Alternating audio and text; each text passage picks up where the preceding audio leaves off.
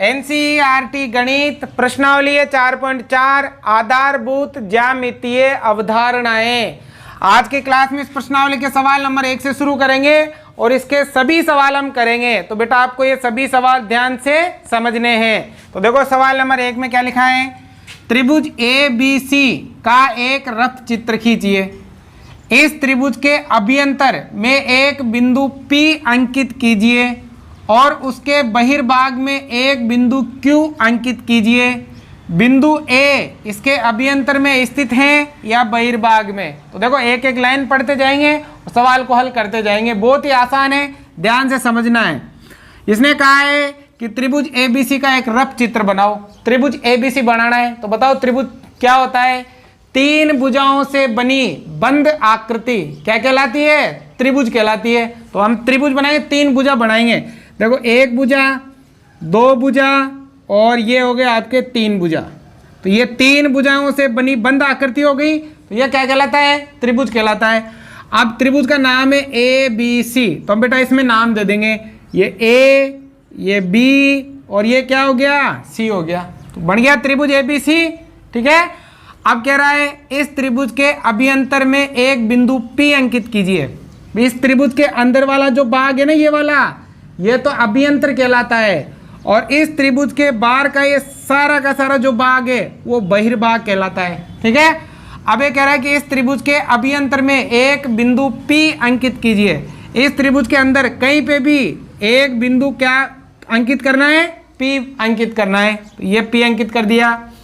और उसके बहिर्भाग में एक बिंदु Q अंकित कीजिए। और इसका जो बाहर वाला भाग है ना, इस पर कहीं पे भी आपको जहां अच्छा लगे, यहाँ पे, यहाँ पे, यहाँ पे, कहीं पे भी, जैसे मैंने यहाँ कर दिया, कौन सा बिंदु अंकित करना है, Q। तो ये हमने क्या कर दिया, Q बिंदु अंकित कर दिया। ठीक है। अब आगे क्या कह रहा है कि बिंदु A इसके अभ्यंतर में स्थित है या बहिर्भाग में। ये जो बिंदु A है ना, ये इसके अभ्यंतर में है या फिर बहिर्भाग में। देखो बेटा, न तो ये A इसके अंदर है और ये न ही ये A इसके बाहर है। तो न तो ये बहिर्भाग में है और न ही अभ्यंतर में है, दोनों में नहीं है ना। देखो ये तो इसकी परिसीमा पर है, इसकी सीमा पर है ना। तो ये दोनों अभ्यंतर में भी नहीं है और बहिर्भाग में भी नहीं है। तो क्या लिखेंगे, बिंदु A अभ्यंतर, बिंदु A, ठीक है ना, अभ्यंतर व बहिर्भाग दोनों में स्थित नहीं है। न तो अभ्यंतर में है और न ही बहिर्भाग में है। आगे बेटा समझ में। अब देखो सवाल नंबर 2, संलग्न आकृति में 3 त्रिभुजों की पहचान कीजिए। आपको ये आकृति दे रखी है, इस आकृति में आपको 3 त्रिभुज बताने। कितने त्रिभुज बताने हैं, 3। अब देखो 3 त्रिभुज बताएंगे हम इस आकृति में। कैसे, देखो एक तो ये सबसे पहले तो ये पूरा बड़ा वाला ABC पूरा हो गया, ये पूरा कंप्लीट। ठीक है ना। जैसे मैं यहाँ बना देता हूँ, एक तो ये पूरा बड़ा वाला क्या नाम है बेटा, ABC, ABC हो गया ना। तो क्या लिखेंगे, त्रिभुज ABC। ये त्रिभुज का चिन्ह है। गणित में त्रिभुज को हम ऐसे लिखेंगे, त्रिभुज ABC हो गया पूरा बड़ा। 3 त्रिभुजों की पहचान करनी है। अब देखो एक ये हो जाएगा आपके ये वाला, 3 भुजाएं होती है ना त्रिभुज में, 1 2 3 भुजा हो गया। अब देखो एक ये वाला ADB। देखो मैं यहाँ बना के बता देता हूँ आपको ऐसे, यहाँ तो A, यहाँ B और यहाँ D है ना बेटा, ADB या ABD कैसे भी लिख सकते हो। दूसरा क्या हो गया, त्रिभुज ADB। ठीक है। आपको हिंदी में लिखने की जरूरत नहीं है, त्रिभुज ये चिन्ह लगा दो आप, त्रिभुज ADB। अब एक और बताओ, बता सकते हो तुम। अरे भाई ये इधर वाला ADC, इधर चित्र बना के बता देता हूं मैं यहाँ। ठीक है ना, ये देखो AD और C है ना, ADC ये वाला हो गया। तीसरा त्रिभुज कौन सा हो गया, तीसरा हो गया त्रिभुज ADC, ADC। तो ये हो गया आपके 3 त्रिभुज।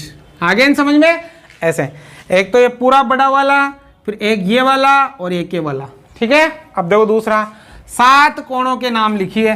7 कोणों के नाम लिखने हैं इस त्रिभुज में। अब देखो 7 कोण कौन से हैं? एक तो ये वाला 1, एक ये वाला 2, एक ये वाला 3, एक ये वाला 4, एक ये वाला 5 और एक ये वाला 6। कितने कोण? 6। और ये पूरा ये वाला भी एक कोण है। बड़े त्रिभुज का है, देखो ये वाला, ये पूरा, ये आधा, ये अलग है। तो देखो 1 2 3 4 5 6 और 7 कोण हो गए। अब इनके नाम लिखने। अब नाम आप कैसे लिखोगे? ध्यान से मैंने समझाया था आपको। देखो अगर मैं इस कोण का नाम लिखूं तो देखो ध्यान देना, इधर ये नाम लिखेंगे, यहाँ 7 कोणों के नाम लिखिए, ठीक है ना। अब देखो बेटा, सबसे पहले मैं इसका नाम ले लेता हूँ। तो मैंने क्या बताया था, जब भी हम कोण का ये चिन्ह होता है, ठीक है, कोण का नाम क्या है? बी, ठीक है। फिर यहाँ देखो कोण ये वाला है, इस कोण का नाम क्या है? डी। अब देखो डी में 2 कोण आ रहे हैं आपके, ये वाला भी है और ये वाला भी है ना। डी में 2 कोण आ रहे हैं, इधर भी और इधर भी है। तो इस डी का आप पूरा नाम लिख सकते हो, बी डी ए, कोण बी डी ए। इसे ये हो जाएगा कि ये वाला कोण है, ठीक है। अब इस कोण का नाम कैसे लिखोगे? सी डी ए, कोण सी डी ए, मतलब ये वाला हो जाएगा। फिर आगे आपके ये वाला कोण कौन सा है? सी है, ठीक है ना। अब आपके पूरा ये वाला पूरा क्या नाम हो जाएगा? कोण ए हो जाएगा, ठीक है ना। अब ये आधे आधे है ना बेटा, तो जैसे ये वाला है ना, तो इसको हम कैसे लिखेंगे? सी ए डी, कोण सी ए डी, ठीक है। अब ये वाला है तो इसको कैसे लिखेंगे? ये वाला है ना ए, डी ए बी, तो कोण डी ए बी, ठीक है। तो देखो 1 2 3 4 5 6 और 7 हो गए ना। आप चाहो तो ये जो बी लिखा है ना, इसका भी पूरा नाम लिख सकते हो आप। जैसे यहाँ से ए बी डी हो जाएगा, मतलब ऐसे लिख सकते हो कोण, इसको कोण ए बी डी। वैसे लिखोगे तो भी राइट है, मतलब जो कोण आपको लिखना है वो बीच में लेते हैं, कोण का चिन्ह लगाते हैं और 3 नाम आएंगे अंग्रेजी वाले, ए बी डी, हो गया ना। और जैसे सिंगल कौन सा सी लिखा था, ए लिखा था, इसको भी पूरा नाम लिख सकते हो। सी को भी, सी का क्या नाम लिख दोगे? ए सी डी लिख दो, या बी सी डी लिख दो, ऐसे लिखोगे तो भी चलेगा। समझ आ गया? ये 7 कोण हो गए। अब देखो इस आकृति में 6 रेखाखंडों के नाम लिखिए। ये जो आकृति है ना, 6 रेखाखंड बताने हैं। रेखाखंड क्या होता है? 2 बिंदुओं को मिलाने वाला सबसे छोटा रास्ता क्या कहलाता है? रेखाखंड कहलाता है। तो देखो ये वाला एक रेखाखंड है, ये भी रेखाखंड है, ये भी रेखाखंड है, ये भी रेखाखंड है और ये भी रेखाखंड है। 6 रेखाखंडों के नाम लिखने हैं। तो सबसे पहले देखो एक बिंदु ये और एक बिंदु ये, हो गया। तो ए बी हो गया आपके रेखाखंड, और ऐसे लिखते हैं रेखाखंड को, ठीक है।